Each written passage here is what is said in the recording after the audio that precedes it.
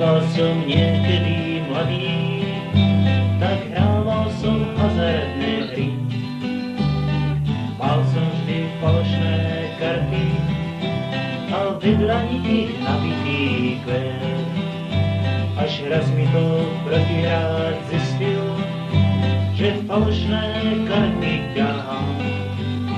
Však skôr ako on niečo spravil, ja som mu hlavu prevrtal.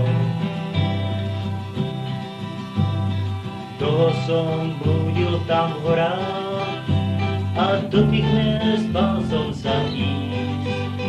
Veď na roh visel môj obraz a pod ním bez výzvy zabiť.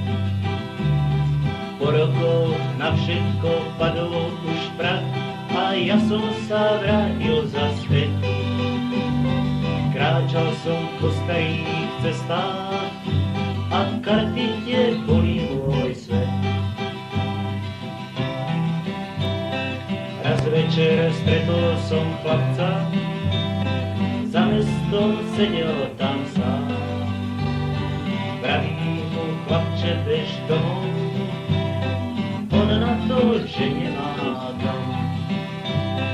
Otca mi zastrelil falošný hráč, keď mal som rokov len 5. Po roku zomrela matka a sám zostal som na ten svet.